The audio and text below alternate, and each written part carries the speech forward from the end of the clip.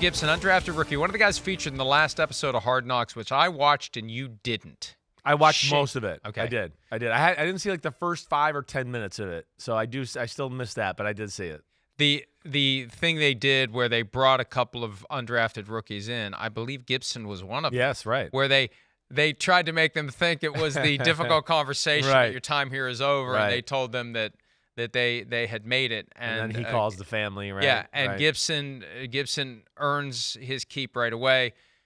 Third punt return touchdown in overtime ever. Patrick Peterson did it in 2011. Tamarick Vanover did, I believe, for the Chiefs back in 1995. Right. I think I remember watching that too. game. And then the Patriots-Jets game last year. Oh, that wasn't overtime. That was end of the game. Sorry. Right. No, it's only the third time you've had a punt return for a touchdown in overtime in NFL history. And there goes Xavier Gipson. I do want to say one thing as we're talking about this punt return. One thing. Well, I think it's funny, and I shouldn't push back against this mindset because it usually doesn't happen. Yeah. Usually it's day after stuff that originates with jerks like me. Yeah. But to have John Perry, the former NFL referee, immediately start saying that Chaz Surratt tripped a guy at about the 27-yard line, and he called it an asterisk, which has been a loaded word lately, on the victory, and it should have been a flag. And what it would have been, they made tripping a personal foul this year. It would have been 15 yards from the 27 back to the 42, 1st and 10, 60-yard field goal if you don't gain any yards. Right. So it's not like the game was over even if they throw that flag. But I don't know if we have the clip, and they have a couple of angles of it. There's an element of intent that is implicit in tripping. I would agree. There's plenty of incidental contact that happens. Right. And consider these points. Sean McDermott didn't say boo about it in his post-game press conference. Exactly right. He wasn't asked about it. Yeah. Nobody asked for a pool report. Yeah. Usually when there's a controversial call like that, Carl Cheffers, the referee last night, would have been available to answer questions about this and explain that there is an element of intent. And there's plenty of incidental contact. And when I saw that was not, because you know what, when you see when it was live, it was not tripping. Wasn't there a trip Thursday night? There was a trip when somebody got run over. They put their leg up. It was the back. It was Montgomery, David Montgomery. That's right. On the Lions. David Montgomery got run over by the linebacker and threw his leg out. Right. Put it in the air to try to trip him as he's going by. Right. It's obvious. Right. This is guy throws the block and is falling down, and other guy runs into his leg.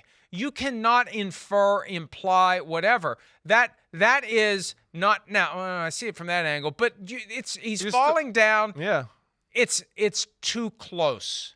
It's too close, and I think it's not the kind of thing where you go on ESPN right after the game and piss on the Jets parade by saying that should have been a flag. That's what's rare, because I don't remember a time where a former referee who's working one of these games goes on and says, "Oh, that definitely should have been a foul." I'm with you. I listen. But you know what? From that angle there, it was inching toward know it when you see it territory. But it still wasn't like Montgomery the other night where you see the leg thrown up. It's inching towards it as you watched it for your 75th time in the Zapruder film now. Right. And now you're going, well, maybe in the leg. That's not the way it's supposed to be. No. We see that when someone's trying to trip someone, that leg that you see some sort of actual motion where the leg goes beyond its normal radius. That was, I'm throwing a block and I'm throwing my whole body. Yeah. And I hope he falls over some part of my body as I go. Did I tense up my leg a little bit to provide an impediment?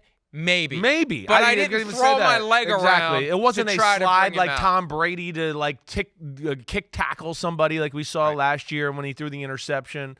It wasn't that. That's where that was made for. Leg whipping. That was a play that, again, if we could show it, is very normal to the football game and to the act of football. It really is. And that's just throwing your body out there. And, yeah, this is the angle that maybe makes it look like that. Again, I'm not sold that left leg. That would be a natural movement of how he fell anyways, that left leg would go there. And like you said, it's only on this angle that after watching the play 74 times that you really look at it to go that way. Okay, so yes, this was not egregious to me. And to your point, it happened right in front of the Bills sideline. Nobody there went, "Oh man, that was egregious tripping or whatever." And I'm not sold with the guy having to. He was jumping already that he would have got him anyways. Yeah. Right. So I didn't like that either. I thought that they went a little too all in on that there. At worst, it was, okay, you happen to be naturally in the vicinity of my leg, and I'm going to make sure that my leg is as stiff as it can be. Right. And maybe takes you out. Exactly. But that's not the way it works. What they have to look for, the officials. You got official They're trying rule here? No. Oh, okay. No. I thought you were reading something. This is per source. Okay. With knowledge of the situation. Cool. They have to judge the difference between intentional act and incidental contact in the moment. And if it's a foul, for it to be a foul, they have to be certain from what they see that it was intentional and not incidental. And when you run toward that guy and he falls down, you better jump over his legs. Even if he's not swinging them around, his legs are still in your way. And so I thought it was very out of character for a former official to go so hard. I was stunned by that. I can't recall a time where that happened because the game just ended and the Jets just went through a tremendous trauma. Yeah. Don't, not in that moment, don't start raining on the parade that is the postscript to one of the worst nights a Jets fan could ever had. I was surprised that happened. I was too. And hopefully we'll move on and talk about the rest of the game. And we are. But yeah, no, I'm not trying to be a jerk. Oh, yeah, you are being a jerk. No, I wasn't. Hopefully I was just we'll move going, on. Hopefully I just know we have more talk. Hopefully this asshole sitting next to me will shut up about it. So we can talk about the game. I didn't mean that Sally sensitive, okay? Right over there. I just thought that, altogether, yeah.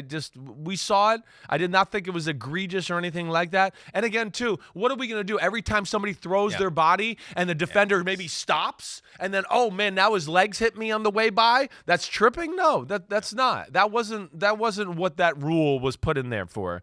And like you said, watching it live or the normal replay, did you think it was truly like that? No. Right. I was stunned by the whole thing. I was stunned it became an issue. That's more of social media tinfoil hat stuff. Exactly not right. Guy who's working on league partner broadcast. Right. Speaking that into existence immediately after the game ended. Yeah. Okay, so we got to that point in overtime because the Jets were down and they tied it up. And that drive that Zach Wilson led to get the Jets down the field to tie the game up, he had that nifty little, they were bringing him down, and he flips the ball. Oh, nice play. He got stepped on, I think, by his own player and turned his ankle. And had a few other nice plays on that drive, and then ultimately the great catch in the end zone by Garrett Wilson on the ground, because Garrett Wilson kind of disappeared. I mean, Garrett Wilson was going to be the Devontae Adams with Aaron Rodgers, but he makes that great catch to tie the game at 13.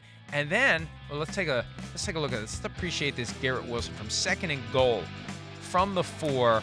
There it is, falling down, gets control of it.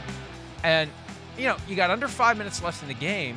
The extra point ties it. And we're like, I'm thinking, what the hell? What? The Jets might win this game. Surely the Jets are not going to win this game. And then there was a turnover not long after that. Right. And the Jets get it back. And I thought they got way too conservative on that last drive. Like, let Zach Wilson throw one. Roll him out. I thought they were actually a little too conservative altogether. Yeah. They put him in too many predictable situations where you're like, come on, run first, run second. Oh, now he's got to throw it. Okay. Their MO when they got the ball back was bleed the clock, run the ball, right? And shorten the game and take the field goal. I thought that was I wanted to see them go for a touchdown and try to win the game. Now they did go for it 4th and 1 on that same drive as they got the quarterback closer, sneak, right? But then they went into that shell. Yep. And you can just feel when a play caller has gone into a shell. Nate Hackett went into a shell there, and it's like, we're not going to do anything. We don't want Zach Wilson to blow the game for us. We're just going to run it. Probably smart though. In the big picture, I know it's hard on Zach Wilson, and he was put in some situations like that where it's like they maybe overmanaged it. But I get it, and we can't get mad at the results. Right. They were going, hey, we're going to rely on our defense, and this guy over there keeps turning the ball over. Right, so but what did he do? Right. What did he do? He almost took it down the field and scored a touchdown. Yeah, I know. You get him in that moment. We've seen guys, you don't want to put the ball in the hands of guys like Josh Allen and Patrick Mahomes when they have the opportunity to drive down and tear your heart out. Because once that drive got rolling, I'm thinking, they may score a touchdown. This may not be a field goal try. This might be touchdown walk-off winner by the Bills, but it ended up being a 50-yarder thereabouts from Tyler Bass that stoinked off the upright. Was and that through. unbelievable? When it hit, because you can see it when the first, it's like, okay, that's good. And then it starts fading and it hit. And it's like, did it fall down or did it fall through? And obviously, it hits that upright and falls through. It's what it could have been for Scott Norwood back in Super Bowl 25 from a few yards closer than that. That was first off, that was a bomb he hit right there. I mean, that would have been good from 70. It looked like. I mean, he hit the top of the flag of the pole there from 50, from 50 all the way up. Right. So it was incredible. It fell that way. Great drive by Josh Allen and the Bills to give themselves a chance to kick that field goal there. But ultimately. We saw a Jets team, and this is something we've talked about a little bit. The Jets got more talent than the Bills. And in the Bills, hey, I like their team. There's a lot of good there. But as we saw too, are there enough difference makers as this season goes along? Again, it was week 1. The defense played well. I get that. But couldn't make a big play to kind of close out the game when they had the lead or give them more of a lead and a cushion. Nothing like that could happen. Couldn't stop the run in a game where you went, they're going to start running the ball here, all right, because they have Zach Wilson in and their quarterback just got hurt. They couldn't stop that, right? So that was an issue. And then, hey, at the end of the day, too, I'm still worried about the same thing we're always talking about. The best quarterback and running back on the team are the same guy. It's just too much on one guy, and then I'm not giving him a free pass. He's got to be smarter, too, and realize the game, and he just got too loose and wild to the point where I think you're right. He got frustrated. He thought they should be winning by more, and, he just took some chances that were not necessary, and that really ended up hurting their football team. Hi, it's Mike Florio. Thanks for watching PFT on YouTube. Hit subscribe for the latest news and analysis from Pro Football Talk.